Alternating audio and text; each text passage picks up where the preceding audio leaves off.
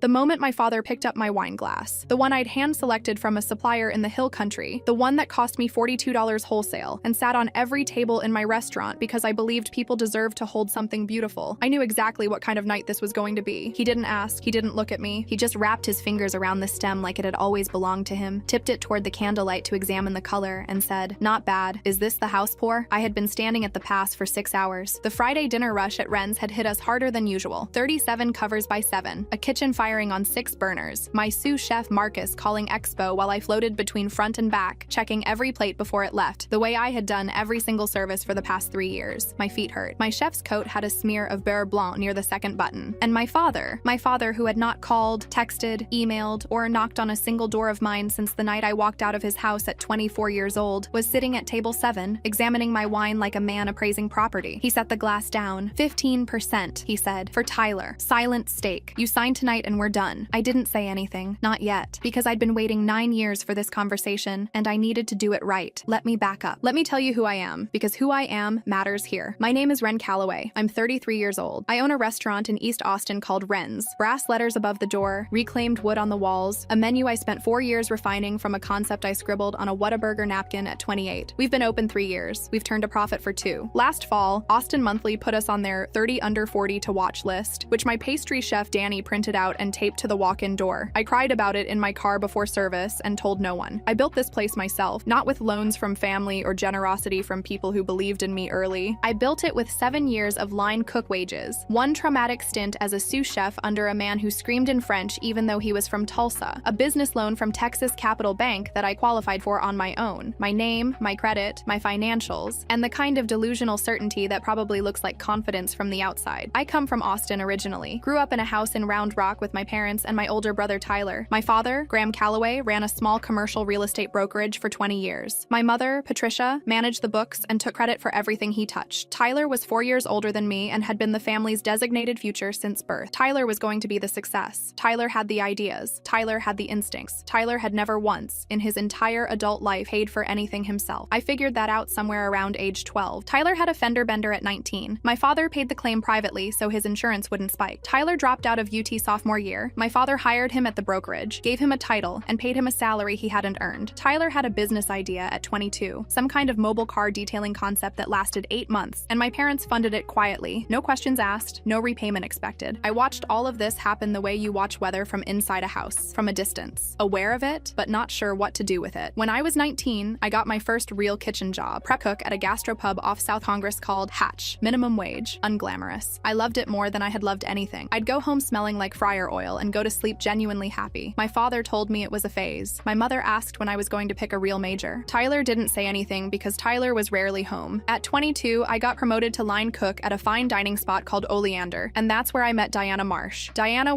is the kind of woman who changes the temperature of a room when she walks into it. Silver hair, always pulled back, dark eyes that miss nothing. She came in 3 times a week for dinner alone, always at the bar, always ordered whatever the chef was most proud of that night, always left a 30% tip. She was a retired civil litigator, 30 years in Texas courtrooms, the last 12 as a partner at Brandt Marsh & Cole. She'd won cases involving fraud, identity theft, and breach of fiduciary duty. She was also, by pure coincidence, my family's old next-door neighbor. She'd watched me grow up. She knew who Tyler was. She knew who my father was. We became friends over a shared interest in Oaxacan cuisine and an unspoken mutual understanding that certain people in the world are just fundamentally not built to be small. She became my mentor, then my emergency contact, then the person I texted at 9:17 on a Friday night in March. "They're here. Table 7. Need you." Her reply came in 40 seconds. "On my way. Don't sign anything." Here is what I knew before they arrived and how I knew it. 6 weeks earlier, my old college roommate Priya, who now handled bookkeeping for Wren's and about a dozen other small Austin businesses, flagged something. She wasn't looking for it. She was running a routine background check on a contractor I was considering, plugged my information in as a baseline comparison, and noticed an anomaly on an old credit record. A loan, $32,000, originated through a third-party lender out of San Antonio, opened in my name when I was 19 years old. I had known about this loan for years. I discovered it at 24, the year I started seriously trying to build a financial foundation. I spent 2 years paying it off, a debt I never took, for a business I never touched, for a brother who never said thank you, and a father who never said sorry. I paid it off quietly because I didn't know then what I know now, and because the instinct to keep the peace had been trained into me since childhood like a reflex, deep and automatic. What Priya found in her search was a record of the origination documents. They had been digitized by the lender and uploaded as part of a compliance audit 3 years earlier. earlier. The co-signor on the loan, the person who had authorized use of my information, was listed as Graham Calloway, my father's signature, on a loan taken in my name without my consent. I sat with that for 2 weeks. I didn't tell anyone except Diana. I called her on a Tuesday afternoon, sat in my car behind the restaurant with the engine running, and read her the document reference number while she pulled up what she could access. "This is identity fraud," she said, without drama. "Technically criminal, though prosecution at this point is unlikely given the statute of limitations. The civil exposure, however, is real." "I'm not trying to send my father to prison," I said. "I know," she said. "So what are you trying to do?" I hadn't known the answer then. I thought about it for 11 days. Then my father called. Not to catch up, not to apologize. He called because Tyler was in trouble. Deep trouble. The kind that involved $200,000 owed to private investors in Dallas, a failed food tech venture that had dissolved without returning capital, and men who were not patient. He called because Tyler needed money, and my restaurant had recently been written up in a regional magazine. He called because I had something now, and something was useful. "We should sit down," my father said. "Sure," I said. "Come by the restaurant Friday." I told Diana everything that night. She listened without interrupting, which is rare for her. When I finished, she was quiet for a moment. "One-party consent," she said. "Texas is a one-party state. You can record your own conversation without disclosure." "He'll say it," I told her. "He'll admit to the loan. He's the kind of man who thinks admitting to a past mistake is a show of control, not vulnerability, especially if he thinks it helps him in the current situation." "I need him to state it clearly on record," Diana said. "Name, date, approximate amount. It doesn't need to be a confession. It just needs to be an acknowledgement." She paused. "I also need you to know," she said carefully, "that what we're doing here is not retaliation. It's documentation. There's a difference." "I know," I said. "Do you?" I thought about the 11 pages, the lawyer's letterhead, my brother's legs stretched under my table, my mother not looking up from her phone. "Yeah," I said. "I do." They arrived at 8:15. No reservation. I saw them through the kitchen window. My father in his blue sport coat, the one he'd had for 15 years and thought made him look authoritative. My mother in the kind of quiet, tasteful dress she wore when she wanted to look like she wasn't paying attention, but was paying close attention. And Tyler. Tyler had put on weight. He was wearing a blazer that didn't quite fit across the shoulders, and he had the particular loose energy of a man who had stopped worrying about problems because someone else had agreed to handle them. They sat at table 7, my best table, corner placement, ambient light from 2 different sources, the seat with the clearest sight line to the room. You had to specifically request it when you called ahead. They didn't call ahead. One of my servers, Jamie, looked at me through the pass with wide eyes. I walked out. I stood at the table. I looked at all 3 of them. "I didn't know you were coming in tonight," I said. My father looked up. The smile he gave me was the one I'd been seeing my whole life. Measured, satisfied, carrying just enough warmth to feel real if you weren't looking closely. "We were in the neighborhood," he said. "It seemed like a good time." My mother glanced up from her phone long enough to give me a look that said, "Please just be cooperative," and then looked back down. Tyler spread his hands on the table. "Nice place," he said. "Really, Ren? I mean that." He did not mean that. My father ordered the $40 lamb. Tyler ordered the sea bass. My mother ordered the roasted beet salad and a glass of Sauvignon Blanc and then returned to her phone. I went back to the kitchen. I stood at the pass. Marcus asked if everything was okay, and I said yes. I fired table 7's order, and I put my hands flat on the steel counter and breathed very slowly and methodically for about 90 seconds. Then my father came to find me. He walked into my kitchen, through my kitchen door, past my line, around my expo station, and he set the document on the stainless counter next to a ticket rail and said, "I brought something for you to look at. 11 pages. Lawyer drafted. Graham Calloway on the header. Tyler Calloway listed as beneficiary of a 15% silent stake in Wren's LLC. Consideration pending $1 plus services rendered." The signature lines were already flagged with sticky tabs. There were 3 of them. "Tyler gets a stake," my father said. "Silent. He won't interfere with operations. 15%? Clean. You sign tonight." I picked up the document. I read the first 2 pages. I set it back down. "What happens if I don't sign?" My father's expression didn't change. "I think you should sign." "What happens if I don't?" He adjusted his weight, just slightly. "Your landlord is a personal friend of mine," he said. "Commercial leases have flexibility. I'd hate for a review of the property use terms to create complications during your busy season." I stared at him. This was the thing about my father. The threats were never loud. They were never ugly. They were delivered in the same measured, reasonable tone he used to discuss the weather. He'd been making this particular kind of threat my entire life, quietly, reasonably, in a way that left no evidence and made you feel like you were the one overreacting. "Give me until 10, I said. "End of service." He smiled. "Of course," he said. "Take your time." He walked back out. I watched him return to the table, pick up the wine glass I had selected, and tip it toward the light. I took out my phone. "They're here. Table 7. Need you." Diana arrived at 9:40. She came through the back, the way I'd told her to. She was in dark slacks and a gray linen blazer, and she had her laptop bag over one shoulder, and the expression she wore when she was treating something like a deposition. Calm, focused, slightly cold at the edges. I took her to my office. It's not much of an office. A desk, 2 chairs, a shelf of binders, a filing cabinet, a window that looks out at the alley where the produce delivery comes at 5 a.m. I'd spent more hours in that room than anywhere else in the building. I told her everything I'd already told her, because she needed to hear it in sequence. The 11 pages. pages, the flagged signature tabs, the thread about the landlord. Then I told her the part she already knew, but needed to hear formally. He took a loan in my name when I was 19, I said. $32,000. Used it for Tyler's first business. I found it at 24. I paid it off. I have the credit records. Priya found the origination documents. His signature is on the cosigner line. Diana opened her laptop. She pulled up a file she'd been building for the past 6 weeks. I've been doing some research on the Dallas investors, she said. The debt is held by a private equity vehicle. Small, 2 principals, registered in Nevada. They've been trying to collect from Tyler for 14 months. When I found out they were willing to negotiate, I had a colleague approach them last week. She looked at me over the screen. They'll settle the note for 60 cents on the dollar. I did the math. 120,000. Yes, I wired it this morning, I said. Diana's expression didn't change, but something behind her eyes settled. Good, she said. Then the note is yours. I nodded. Which means, she said slowly, Tyler's $200,000 debt now belongs to you. Correct. She closed the laptop halfway. Ren, I need you to be certain about tonight. Once we start this, the relationships in that room change permanently. You understand that? They changed 9 years ago, I said. I just didn't know it yet. She was quiet for a moment. Then she slid a small folder across the desk. Printed instructions, bullet points, 2 paragraphs of script. She'd been a litigator for 30 years. She knew how to prepare a witness. I need your father to say 3 things on the recording, she said. His name, his acknowledgement of the loan, the approximate amount. That's all. The rest is already documented. He'll say it, I said. He's 3 glasses in and he thinks I'm about to surrender. Then go look like you're surrendering, she said. I stood up. I straightened my chef's coat. I looked in the small mirror I kept on the back of the office door, a habit from service, checking my appearance before going to the floor. I looked tired. I looked worn down. I looked like someone who had been fighting alone for a long time and was finally, reluctantly, considering the terms. Good. I came back to table 7 at 9:52. I sat across from my father. My mother looked up from her phone. Tyler stopped pretending to read the dessert menu and put it down. I let the silence run for a few seconds. Then I exhaled. I've been thinking about what Mom said earlier, I said. The tone I used was the tone of a man who had been having an internal argument and had just lost. About how I always try to handle everything alone. My mother's shoulders dropped. That particular kind of tension that she carries, the one that forms when she's waiting to see which way things will go, released just slightly. You do, she said carefully. You always have. I know, I said softly. I know. I looked at Tyler. I'll help you, I said. But I need to document it properly. For my accountant. I reached into my coat pocket and took out my phone. I set it on the table, face down, leaned against the base of the candle holder at a natural angle. I pressed the record button against my palm before I set it down, the way Diana had shown me. The tiny red indicator dot faced outward, invisible from across the table, glowing softly. My father saw me set the phone down and understood it as paperwork. Organization. Compliance. He sat up straighter. Go ahead, he said. Just for my accountant's records, I said. Can you state your name and confirm that this is a family transaction? He looked at me. Then he looked at the phone. Then, in the way of a man who believes he is managing a situation, he said clearly, Graham Calloway, yes, this is a family financial transaction. I nodded. I asked him to confirm Tyler's situation, the debt amount, the investors, the fact that Tyler had no liquid assets of his own that could address it. He stated all of it calmly, specifically, in the voice of a man who had been in enough business negotiations to understand that spoken words were just words. He had never understood that spoken words recorded were evidence.